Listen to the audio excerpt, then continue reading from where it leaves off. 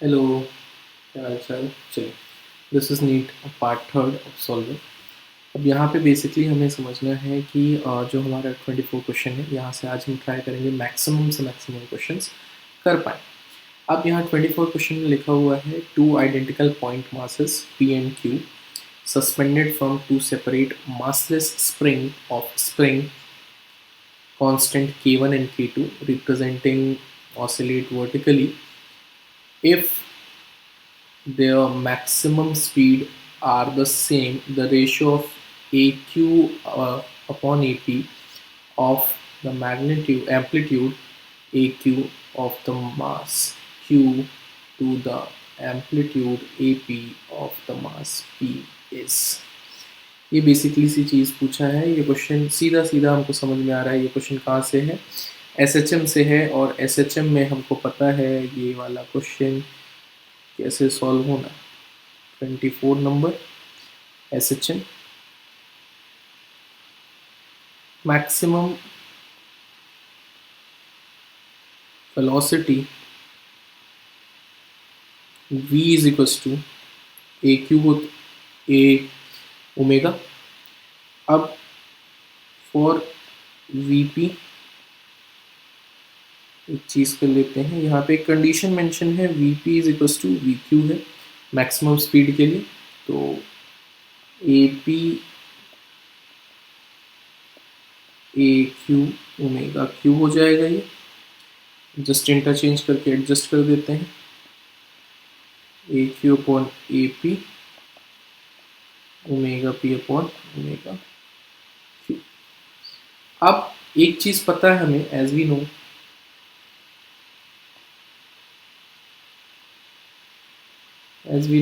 Omega is equal to क्या होता है? रूट के बाय एम।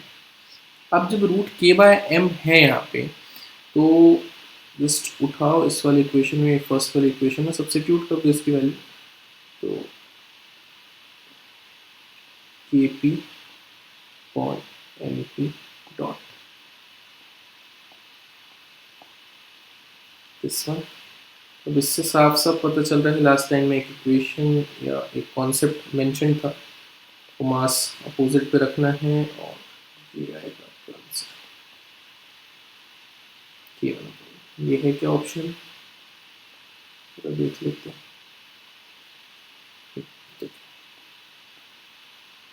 ठीक, सेकंड वाला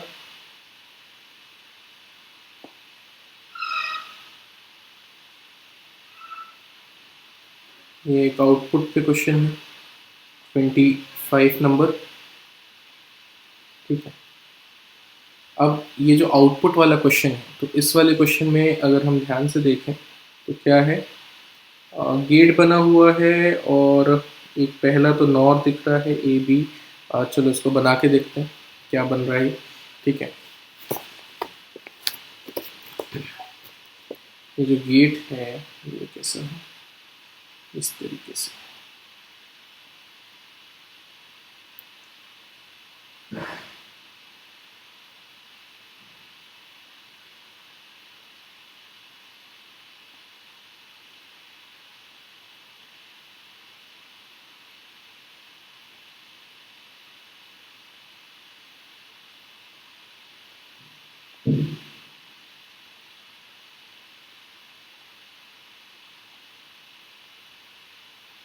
ऐसा मेंशन है गेट। अब इस गेट का हमको बहुत क्लियर लॉजिक पता है, इसमें हो सकता है डी मॉर्गन वगैरह लो हम लगा लें, बाकी डायरेक्ट आंसर था इसका बी ए। ठीक, अब यहाँ पे जो आंसर्स मिल रहे हैं हमें, वो क्या आंसर्स है, ये तो आपको साफ समझ में आ रहा है, नॉर है और ये वाला लैंड। ठीक, ये एंड है। अब यहाँ पे जो फॉर एग्जांपल यहाँ से आउटपुट जो आ रहा है, वो उसको मैं y1 बोल दे रहा हूँ, यहाँ से y2 बोल दे रहा हूँ। ये फाइनल y, ये आउटपुट चाहिए मेरे को क्वेश्चन में। तो y1 से जो आउटपुट निकल कर आ रहा है नॉर है, तो नॉर का मतलब होता है ए या बी का, और y2 से जो आ रहा है ए डॉट बी मॉडल्स या ऊपर आप जो भी लगाना चाहें, जिसको आप जिस भी फॉर्मेट में दो। अब y इज इक्वल्स टू क्या है, y1 डॉट y2, तो y इज इक्वल्स टू कितना हो जाएगा, यहाँ पे जस्ट कर देते हैं इसको सॉल्व।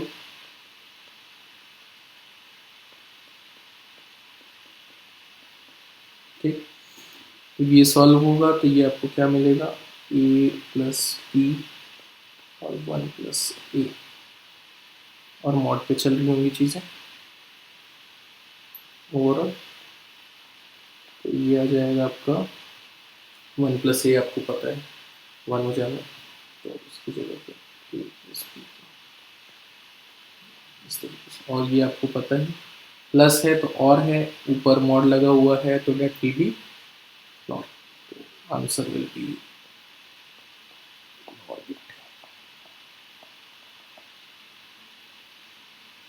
ऑप्शन में होगा एंड आंसर।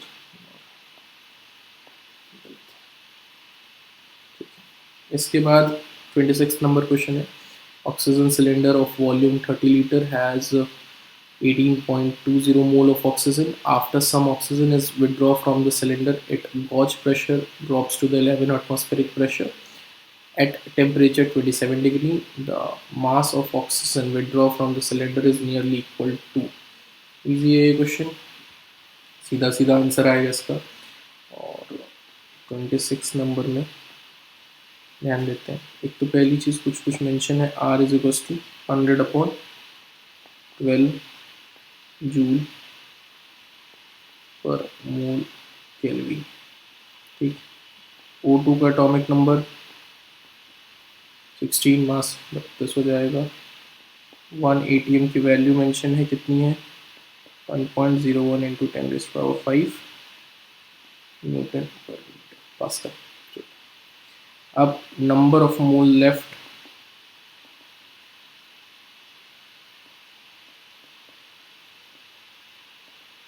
के लिए अगर हम करें कितना आ रहा है, using ideal gas equation PV is equals to RT, तो प्रेशर तो 11 5 इंटू 30 इंटू 10⁻⁻3। ठीक, कन्वर्ट कर लिया, और टेम्परेचर 27 डिग्री था तो उसको केल्विन में चेंज कर लिया, ये आ रहा है। अब इसके बाद जो n की वैल्यू आएगी, n which comes out to be around 13.32, आप काटोगे इसको तो ये मिल जाएगा आपको। ठीक है, इतना मोल के आसपास आएगा। मोल रिमूव्ड, यही तो निकालना है क्योंकि कुछ मोल तो निकल गया, टोटल मोल दिया हुआ था 18.2 में से 13 पॉइंट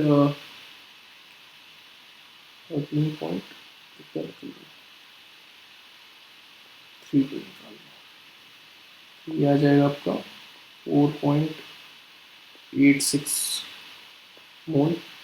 ठीक, अब मोल इतना निकला तो मास कितना निकलेगा, मास रिमूव्ड वुड बी 32 से मल्टीप्लाई कर देते तो अराउंड 0.156 kg के आसपास आएगा। तो आंसर देख लेते हैं, ये है क्या, तो भी आंसर सेकंड वाला होगा। ठीक है,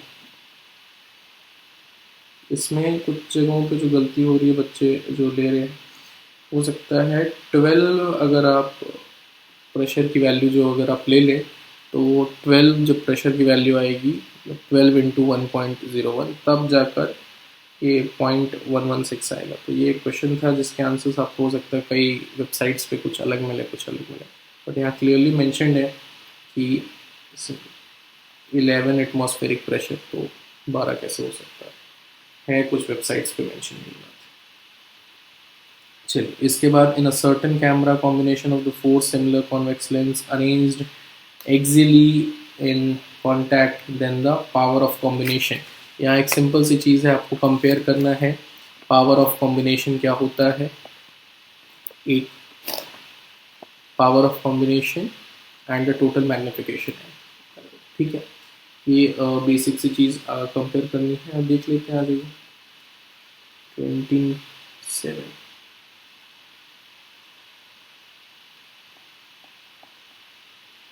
27। अब 27 में सिंपली सीरीज कॉम्बिनेशन है, ये series combination.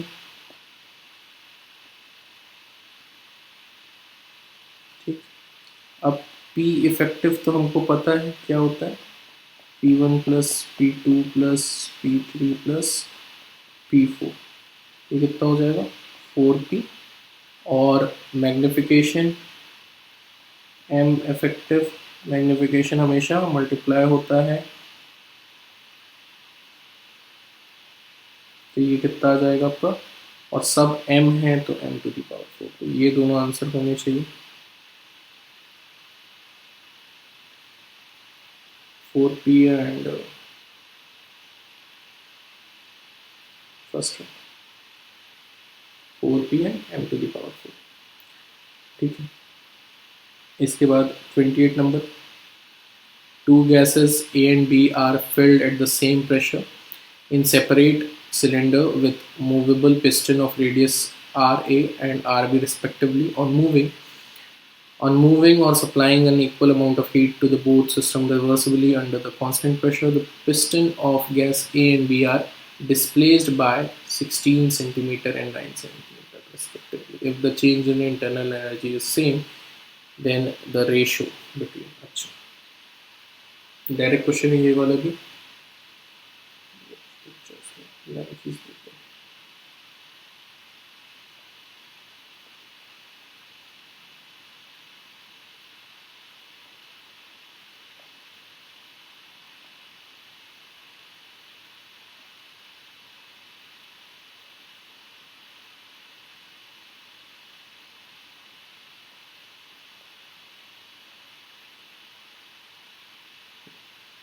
Question number 28,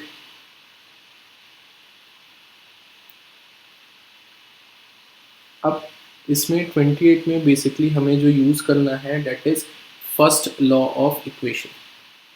using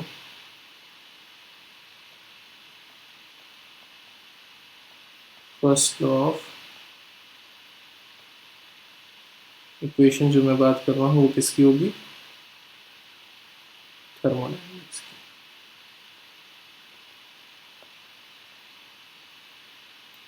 ठीक, क्या होता है, delta Q is equal to del U plus P D we.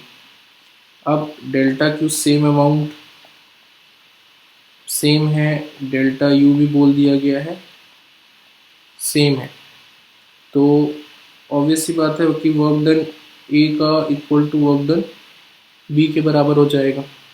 तो वर्क डन ये होता है, हमने पढ़ा हुआ है, आप लोगों ने सॉल्व किया होगा। और पी भी सेम है, अब पी भी सेम है तो क्या हो जाएगा, P D V A is equal to B. अब वॉल्यूम हमको पता है, area multiplied by third dimension of A, यहाँ पे भी area multiplied by third dimension. ये आपको स्टेप बाय स्टेप करो, एग्जाम में इतना करने की ज़रूरत नहीं थी, डायरेक्ट जब समझ में आ गया, जब सब कुछ सेम है तो वॉल्यूम पे खेल होगा। वॉल्यूम में भी आपको पता है थर्ड डायमेंशन वाला सेम ही हो जाता है हाइट, क्योंकि height of the piston will remain the same ना। So basically this one pi R A का स्क्वायर डॉट डी का ए का स्क्वायर पाई डी, पाई से पाई कैंसिल। ठीक है, डी ए वगैरह की हाइट दी हुई है पिस्टन वगैरह की। अब यहाँ पे क्या आ जाएगा, D A upon D D A half. इनकी हाइट मेंशन्ड है क्वेश्चन में कितनी, 9/16 1/2, तो आंसर विल बी 3/4। ठीक, 3/4 होगा आंसर। ठीक, अब क्वेश्चन नंबर 29 जो है, ये वाला जो क्वेश्चन है ये आपको डायमेंशन एनालिसिस से था ये वाला पार्ट कि जब क्लास 11th में हम करते हैं शुरू में ये होता है डायमेंशन एनालिसिस। देख लेते हैं। A balloon is made of the material of the surface tension S and its inflatation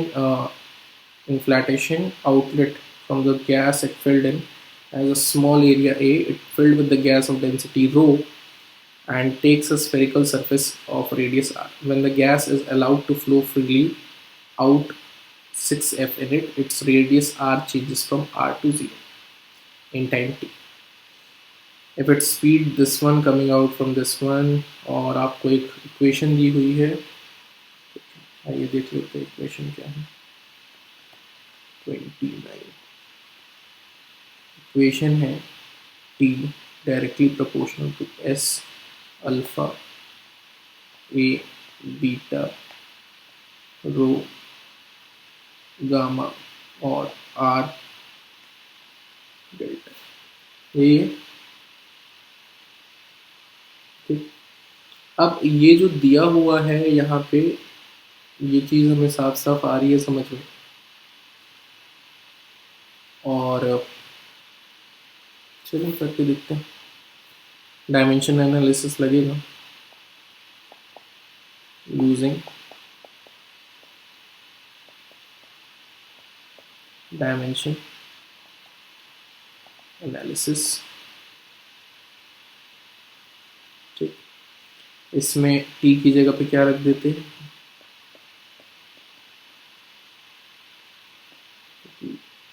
frequency वाला खेल चल रहा था कि डायरेक्टली प्रोपोर्शनल टाइम किया जाएगा आपको कि सरफेस टेंशन पता है सभी को, M L E minus 2 alpha L square beta density M L cube gamma और रेडियस पता ही है। अब फिर क्या करते हैं, रीअरेंज करते हैं इसको, m0 l0 p माइनस, ठीक, t माइनस 1 है कि क्या, देख लेते हैं जरा एक बार।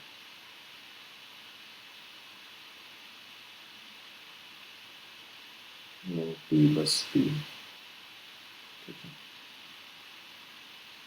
माइनस टाइम पीरियड ही था।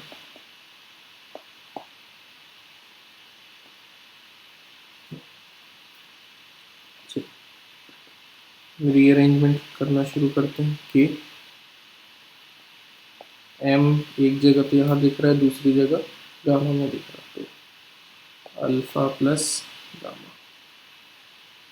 l बहुत जगह मिलेगा, l एक तो 2 beta minus 3 gamma plus delta, ठीक है। इसके बाद और कुछ बचा, t बचा, t माइनस 2 अल्फा। चलिए इक्वेट एक एक करके, पहले सबसे पहले किसको करते हैं, alpha plus gamma is equal to 0, m0, तो एक तो ये हो जाएगा फर्स्ट। फिर इसके बाद कर लेते हैं कौन सा, l को करते हैं 2 beta minus 3 gamma plus delta equal to also 0। Second, एक थर्ड ये वाला बनेगा माइनस 2 अल्फा इक्वल्स टू 1, तो अल्फा इक्वल्स टू माइनस 1, एक वैल्यू तो आई। जब अल्फा की वैल्यू आ गई आपके पास अल्फा की वैल्यू उठाओ और कहाँ सब्स्टिट्यूट कर दो, इस वाले में सब्स्टिट्यूट करो, या इवन गामा में मिल जाएगा। गामा में करोगे तो आप, तो गामा आपको मिल जाएगा प्लस। अब ये दोनों की वैल्यू है आपके पास, तो एक बार ऑप्शन उठाकर देखते हैं, ठीक है। पहला ऑप्शन देखते हैं, पहला ऑप्शन दिख रहा है अल्फा ए के लिए माइनस, गामा भी दिख रहा है हमें, सही सही, बट ऐसे ऑप्शंस बहुत सारे हैं, फर्स्ट और सेकंड में हमें कंफ्यूजन हो सकती है। एक काम करते हैं, फर्स्ट उठाते हैं। और ये वाला मेथड होता है जब आपके पास ऑप्शंस बहुत सारे हों, आप सॉल्व करने से बचना चाहते हो, तो सिंपल सा तरीका है, कोई भी एक ऑप्शन पकड़ो, उसके वैल्यूज़ रख कर सब्सिट्यूट करके चेक किया जा सकता है। तो यहाँ पे देख लेते हैं बीटा के लिए, उठाया, बीटा की वैल्यू सब्सिट्यूट कर दो भाई इस सेकंड वाले में, ठीक, गामा की लेट बीटा इक्वल्स टू -1, ठीक, बीटा -1 सब्सिट्यूट करके चेक कर देते हैं, 2 दिस वन -3 1/2,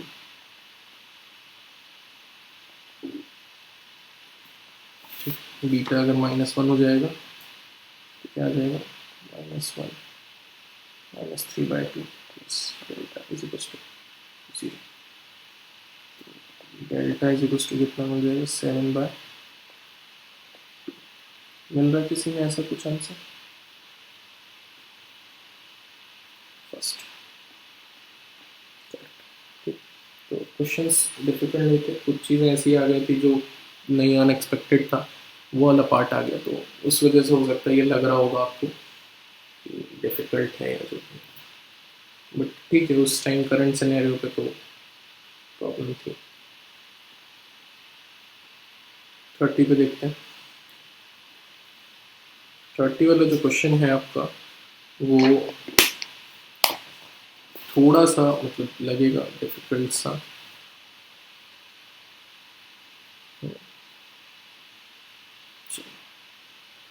30 में क्या क्या दिया हुआ चीज़ पढ़ लेते हैं। A bob of heavy mass m is suspended by the light string of length l. The bob is given by horizontal velocity v naught as shown in the figure. If the string gets slack at some point p, make angle theta from the horizontal. The ratio of the speed v of the bob at point p to its initial speed v naught is given. आइए बनाते हैं इसको।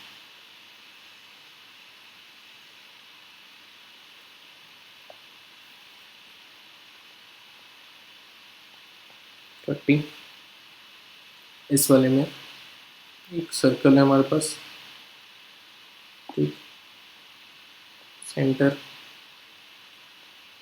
Radius, mention है इतनी चीज़ें, और ठीक, let suppose कि ये ओ है, ये एल लेंथ है पूरी, यहाँ मास है, ये पॉइंट क्यू है, ठीक है, ये क्यू है, और ये पॉइंट पी है। अब बना लेते हैं वापस। इतनी चीज़ें तो हैं। अब इसके बाद जो करना है डेट इज दिस वन, ये थीटा वैल्यू इस पॉइंट से एम जी यहाँ पे नीचे की तरफ, और यहाँ पे जो थीटा आपको ये आ रहा है, एक वी वेलोसिटी से ऑब्जेक्ट कहाँ जाएगा आपका, इस तरफ,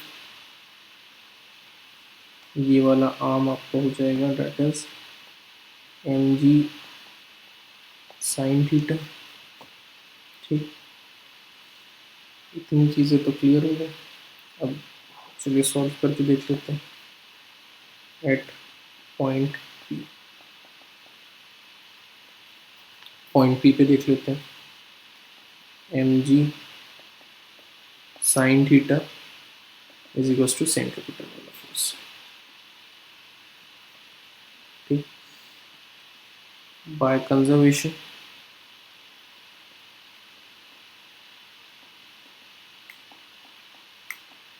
ऑफ एनर्जी, ठीक है, बाय कंजर्वेशन ऑफ एनर्जी अगर देखें तो ये वाला पार्ट हमें जो मिलेगा दैट इज पी की जितनी भी एनर्जी क्यू के बराबर आनी है, half M V square naught, और यहाँ पे half M V square plus M G L plus L sine theta, M cancel हो जाएगा तो बचेगा क्या, V naught this one upon 2 V square by 2 G L 1 plus sine theta. अब जो जी एल की वैल्यू है, ये अगर फर्स्ट है, यहाँ से मैं लिख दूँ फ्रॉम फर्स्ट,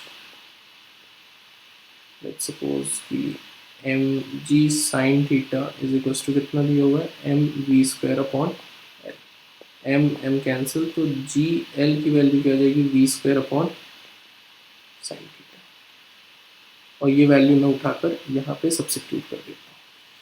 जब इस वैल्यू को सब्स्टिट्यूट करेंगे यहाँ पे तो ये मेरे को मिलेगा वी नॉट स्क्वायर पर 2 V square by 2 plus V square sine theta plus V square. ठीक, ये पूरा एक्सपांड हो जाएगा, ये वाला फैक्टर एक्सपांड होने के बाद हमने इसको ओपन कर दिया। अब जो आपको मिल रहा है, अब इक्वेट कर सकते हैं इसको, ये दिस वन और दिस वन, तो ये हो जाएगा 3/2 V square plus V square upon sine theta, है ना, सही है। अब एलसीएम ले लो तो 2/2 2 को डिवाइड इस वाले पॉइंट पे V naught square V square 3 plus 2,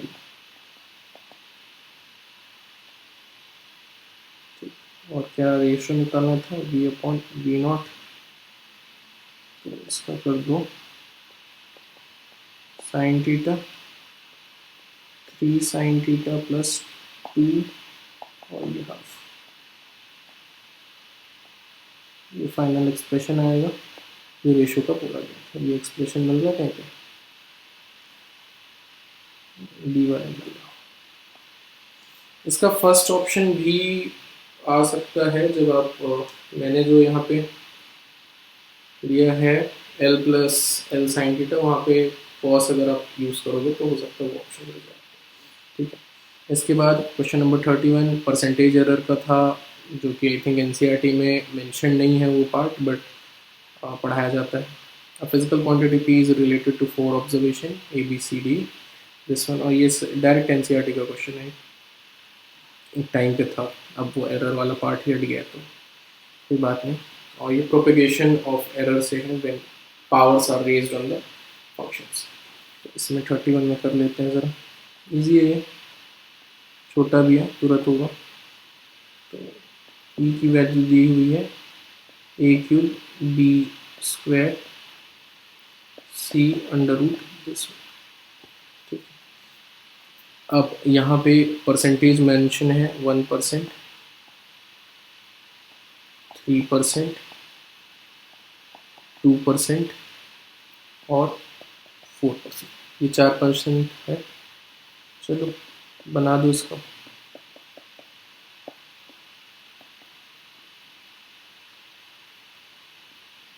delta A upon A plus delta B upon B into 100 plus delta C upon C into 100 plus, यहाँ पे कर दे रहे हैं, plus delta D upon D into. अब जितनी भी पावर्स हैं उनको ऐड कर दो, यहाँ पे 3, यहाँ पे 2, यहाँ पे 1 है और यहाँ पे हाफ है पावर। ठीक है, तो और वैल्यू सब्स्टिट्यूट कर दो, 3 इंटू 1 प्लस 2 इंटू 3 प्लस, और इसके बाद 2 plus half into 4 comes out to be 13%, somewhat 13%, correct answer है। ठीक, इसके बाद जो 32 क्वेश्चन है, the sun rotates around its centre once in 27 days, what would be the period of revolution if sun were to expand to twice its present radius without any external influence। ठीक, assume sun to be sphere of uniform density. Fine, ये कर लेते हैं। यहाँ पे जो question use होगा, ये वाला जो पार्ट है, ये थोड़ा सा मोमेंट ऑफ इनर्शिया से है। 32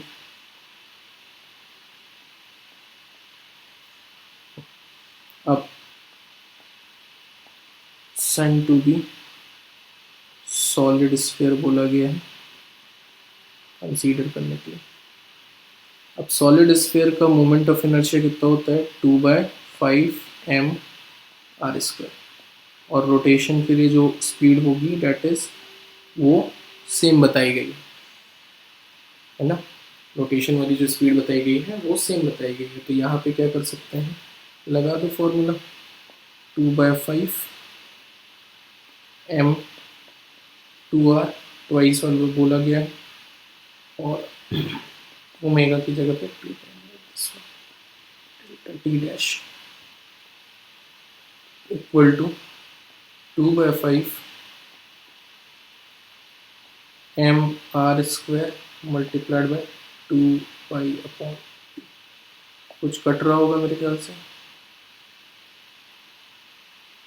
ये तो कट ही गया, ये भी कट गया, और यहाँ बच रहा है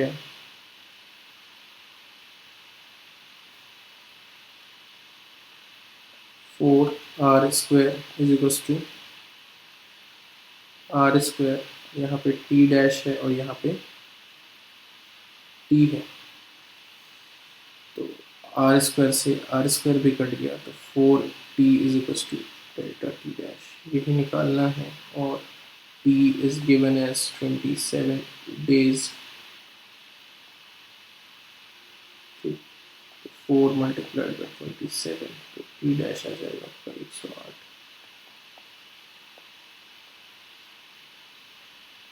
क्लियर, आपको ये ऑप्शन में मिल जाएगा 108 ही ठीक है। इसके बाद जो क्वेश्चन है 33, रेडियस ऑफ मार्शियन, ये डायरेक्ट क्वेश्चन है केपलर का। Orbit around the sun is about 4 times the radius of orbit of the Mercury, the Martian year is 687 day earth days, then which of the following is the length of 1 year. इससे आपको धीरे धीरे ये भी idea लग जाएगा कि किस पार्ट से क्वेश्चन मिल रहे हैं, तो और प्रेडिक्टेबल रहता है ऑलमोस्ट चीज़ें।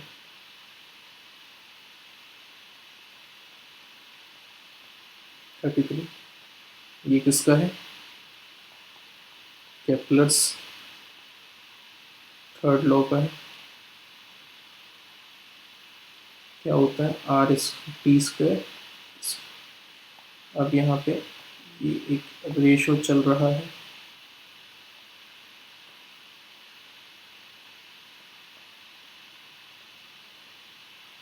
ठीक, और ये कितना दिया गया है, फर्स्ट वाले में 4 मेंशन है, 4 times, तो इसके लिए मैं लिख देता हूँ 4r' अपॉन r, ठीक। अब यहाँ पे t' अपॉन t², और इसकी जगह पे कर दिया जाए 64r³ अपॉन r³, r³ और r³ कट जाएगा, बचेगा क्या, t' upon t² 64, t' upon t आ जाएगा 8, और ये मेंशन है length of 1 year on Mercury, length of 1 year in Mercury कितना दिया हुआ है आपको, t is equals to t dash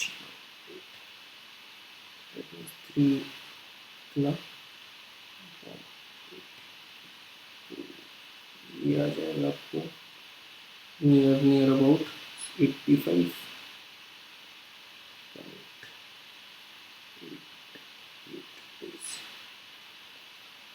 इसके आसपास कुछ आंसर है 85 का।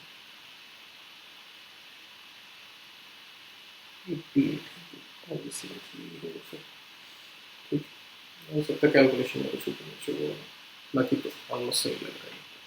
ठीक, अब इसके बाद आपका जो है रेजिस्टेंस का, बेसिक रेजिस्टेंस का क्वेश्चन है। ठीक है, 34 a series of resistance R is cut into 8 equal pieces, and from these pieces 2 equivalent resistance are made by adding by adding these 4 in parallel. Then these two sets are added in series. The net effective resistance of this combination is this. Okay, easy है ये। इसमें आपको बस एक चीज़ का ध्यान रखना है, और वो है कि रेजिस्टेंस सीरीज में 34 after being cut into 8 pieces। ठीक, तो जो R डैश आएगा वो तो ऑब्वियसली बात है, R टाइम्स क्योंकि लेंथ से डायरेक्ट इन्फ्लुएंस है, तो वो लेंथ कट रही है तो इतना होगा। और each set has 4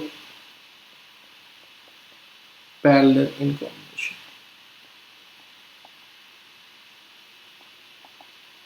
Each set has 4 parallel in combination। ठीक, तो रेजिस्टेंस जो आएगा ईच सेट की जो मैं बात कर रहा हूँ वो है R डबल डैश, कितना आ जाएगा आपका, वो भी कटेगा।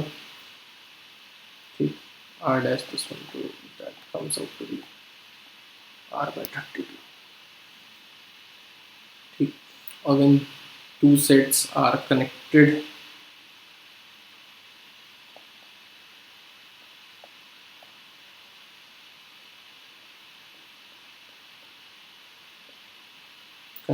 in series, R equivalent will be R double dash plus R double dash 2 into R double dash R by this 16, ये कितना आ जाएगा R by 34 का आंसर होना चाहिए।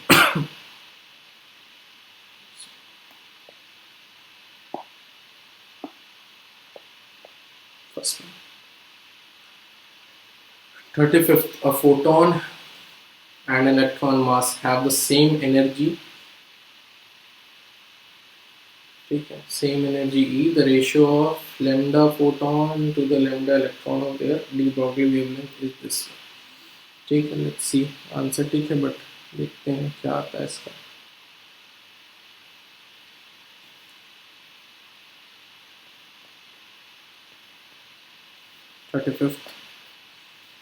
अब ये तो हमें पता है एच सी अपॉन लेमडा, लेकिन ये फोटोन के लिए मैं लिखा हूँ। ठीक, तो लेमडा फोटोन का कितना होगा, H C upon E, that is first hour. For electron, अब इलेक्ट्रॉन के लिए अगर मेरे को बात करनी है तो let's suppose P is momentum. ठीक है, और E is equals to P square upon 2m, ये वाला कॉन्सेप्ट। तो पी स्क्वायर की जगह पे क्या रखते हैं, h upon lambda multiplied by 2m। तो लेमडा E कितना आ जाएगा, h अपॉन 2m E। ठीक, उठाओ सब्स्टिट्यूट कर दो, दैट इज सेकेंड। क्या पूछा गया था, एच सी अपॉन ई, और दूसरी जगह h 2m। तो h से h कैंसिल, और कुछ तो कैंसिल हो रहा क्या, h फोटोन, ये आ जाएगा आपका सी 2m ऊपर चला जाएगा और this will be the answer. Match करेगा, देखिए कौन सा।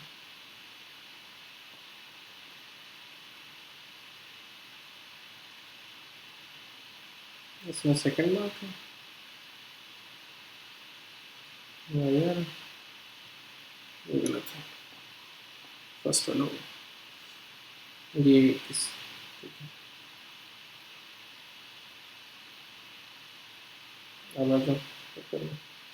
36 क्वेश्चन थोड़ा सा बड़ा था, ये रोटेशनल का क्वेश्चन था और ये वाला क्वेश्चन उम्मीद नहीं थी आने की इस पार्ट से, बट अब आया है तो क्या कर सकते हैं। तो ये थोड़ा सा था प्रॉब्लमेटिक। पैरेलल एक्सिस थ्योरम लगना है इसमें और बेसिक सी जो चीज़ है इसमें ये देख लेते हैं इस वाले क्वेश्चन को भी। 36 ठीक, क्या था, एक ऐसा सर्कल है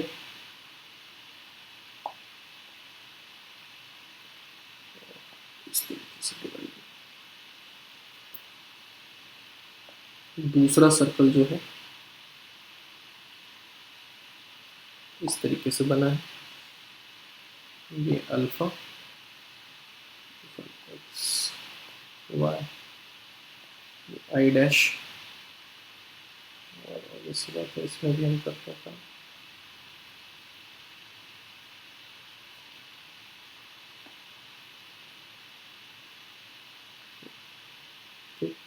That distance is r। अब कुछ डिटेल्स जो दी हुई है, फॉर लार्जर सॉलिड स्फीयर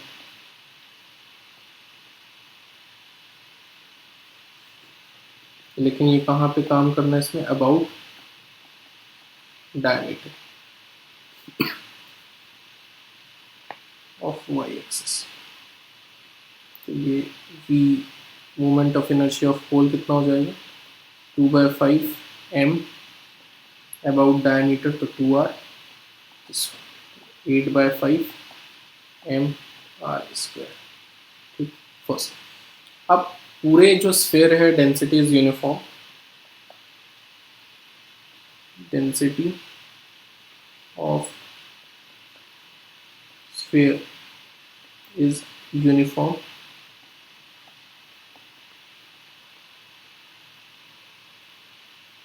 तो मास अपॉन v होल और equal to mass of smaller upon volume of smaller. तो कितना हो जाएगा, m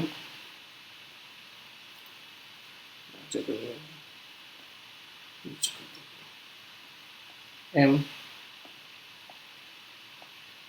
m 4/3 पाई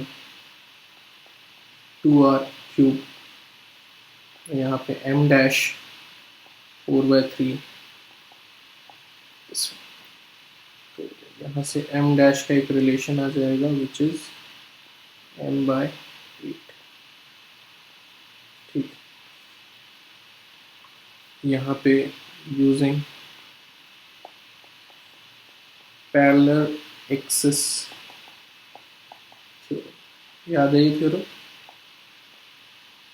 हमेशा किस तरीके से होगा, आई डैश जब भी आप निकालेंगे सेंटर से moment of inertia around centre plus m dash R square, तो इसका कितना होता है अराउंड सेंटर 2/5, क्या आया है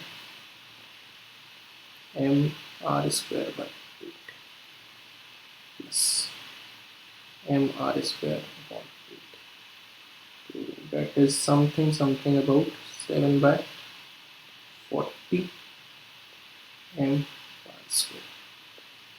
ये तो आई डैश आ गया आपका, और निकालना यहाँ पे क्या था, रेशो निकालना था smaller to the remaining, ratio I smaller upon I remaining to I dash upon I whole, कितना है ये 7/40 mr स्क्वायर अपॉन होल में क्या है रिमेनिंग, तो ये है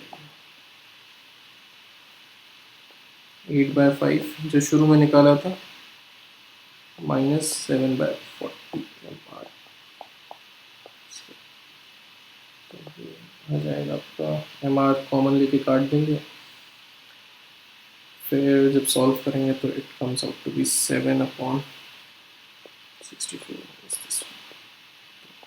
7/57, ये एक आंसर होगा।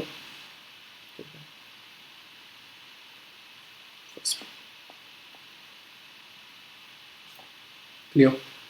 इसके बाद जो क्वेश्चन है ये बहुत इजी था, देख के वाला सॉल्व है। Electron mass given a charge moving with the speed c/100 and is injected into a magnetic field B of magnitude 9 into 10⁻⁻⁴. ठीक, अब perpendicular to its direction of motion we wish to apply an uniform electric field. अच्छा, ये direct question EMW का है। ठीक, अब यहाँ पे आपसे E की वैल्यू पूछी जा रही है, देख लेते हैं। E together with the magnetic field electron, E की वैल्यू पूछी 38 37। ठीक, for no deflection, no deflection वाला केस है, तो याद करो ये वेलोसिटी सेलेक्टर में भी पढ़ते हैं हम।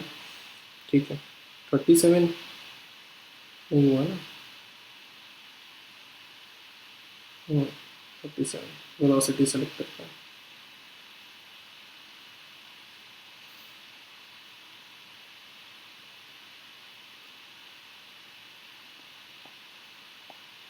वेलोसिटी सेलेक्टर का केस है, नो डिफ्लेक्शन दिखाना है इसमें।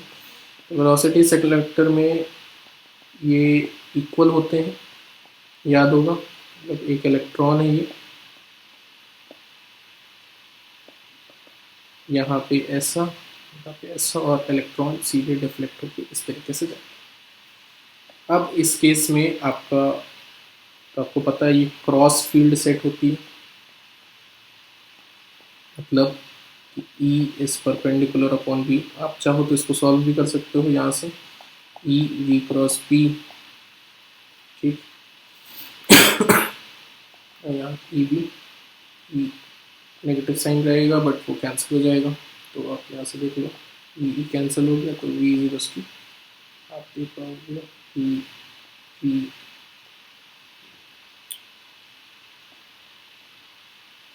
Is equals to V B, और v की जगह पे क्या आ जाएगा ये c/100, और b की जगह पे 9 इंटू 10⁻⁴। तो वैल्यू भी रख ही दो इसकी,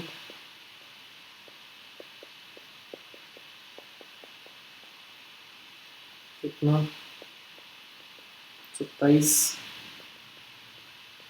इंटू 10⁻²। ये E के लिए वैल्यू आ जाएगी, और फील्ड कैसा है, क्रॉस फील्ड होती है। अब देख लो कौन सा मैच करें, E is parallel to first वाला गलत है, fourth is correct, perpendicular case 38 ये था EMW का कंफ्यूजन हो गया था। The electric field in a plane electromagnetic wave is given by this one, then choose the expression for it, you have the solution। ठीक, 38 देख लेते हैं।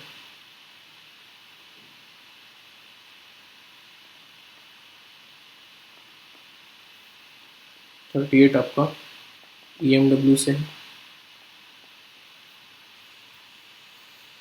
ठीक, EMW में है जो इक्वेशन लिखी है आपकी Ez is equal to 60 cos 5x plus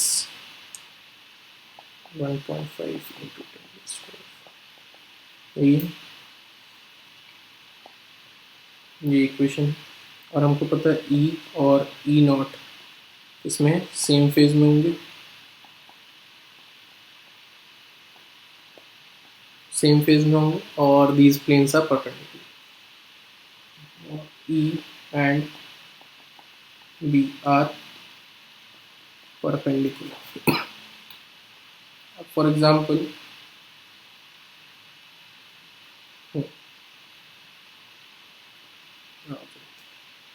अब यहाँ पे है तो भाई अगर ये ई जेड है तो ऑब्वियस सी बात है ये होता है, ये आपको क्या मिला हुआ ई जेड, ये हो जाएगा बी वाई और ये आपकी प्रोपेगेशन ऑफ वेव हो जाएगी। ई एम डब्ल्यू का यही होता है। तो यहाँ पे लगा दीजिए फॉर्मूला बी वाई 60/c, ठीक है, क्योंकि यही पढ़ा है आप लोगों ने और हमने भी। सी इज इक्वल टू क्या होता है आपका बी नॉट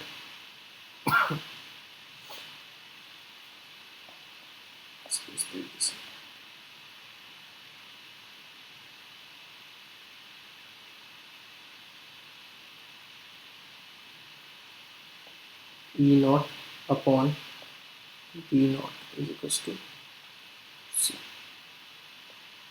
इसी को यूज़ कर लेते हैं यहाँ पे जो यूज़ किया, cos एज इट इज रहेगा 5x प्लस 1.5 इंटू 10⁻²।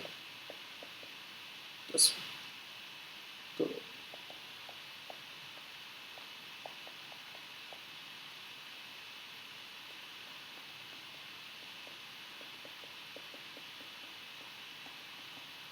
ठीक, अब यहाँ पे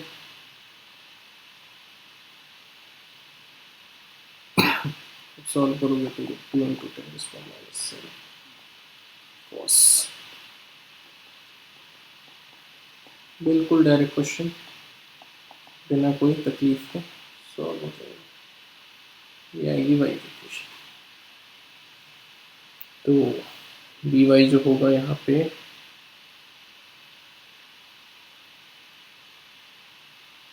will be this one. Third will be the frequency. This question. Clear? इसके बाद 39 of body weight of the surface of Earth, the gravitational force experienced by the body due to which the Earth, variation in G का question है directly और इस पे ज़्यादा मेहनत लगेगी नहीं।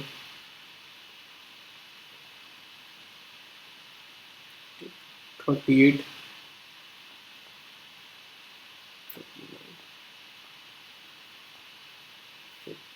ये है variation in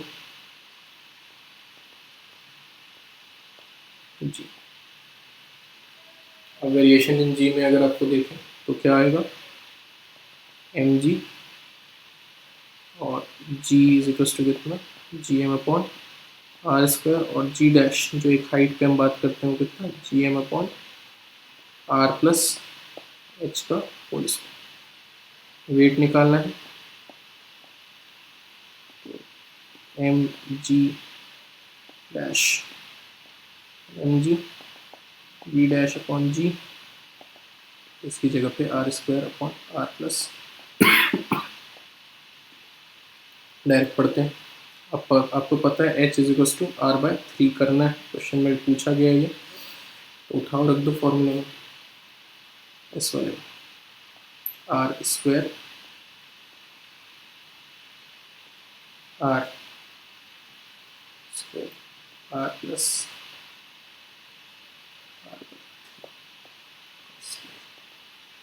are square 4r/3 कितना हो जाएगा 3 ऊपर जाएगा तो which is 9r²/16 r² cancel, 9/16 और ये वेट हमें पता है कितना है 48, 3 times which comes out to be 27 kg। Direct question कोई दिक्कत नहीं है, 27 40 question, unpolarized light beam traveling in air, an incident on the medium of the refractive index 1.73 at Brewster angle. Then ये डायरेक्ट क्वेश्चन है आपका, ये है ब्रेविस्टर law से, आपको याद होगा ब्रेविस्टर लॉ थोड़ा बहुत, हाँ देख लेते हैं। 40 इसमें क्या होता है, एक ये रे रहेगी, ठीक है, let's suppose this is normal, एक इंसिडेंट लाइट आ रही है,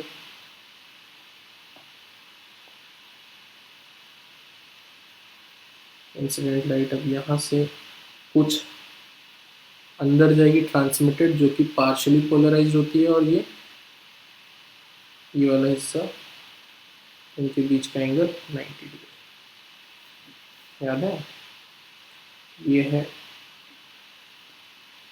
रिफ्लेक्टेड,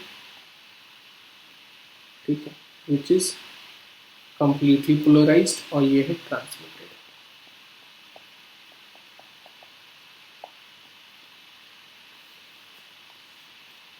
ठीक, अब यहाँ पे जो इसका है tan IP is equals to mu tan IP की जो वैल्यू दी है 1.73 आपने वो अच्छे से पता है क्या होता है, IP tan इनवर्स 1.73, ये √3 होता है।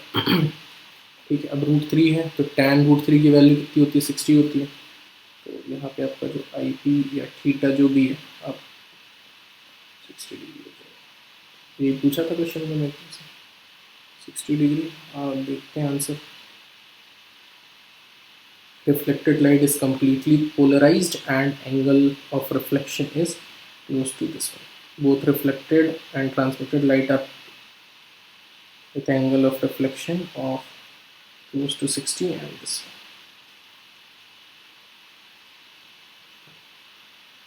फर्स्ट वाला completely बता रहा है चीज़ें के लिए कि भाई जो रिफ्लेक्टेड है वो 60 डिग्री पे रहेगा और ट्रांसमिटेड कितने पे रहेगा, 30 पे रहेगा, तो 60-30 ये हो गया, और बीच में 90 डिग्री, तो 180 कंप्लीट से, तो ये आपके 40 तक तो हो गया।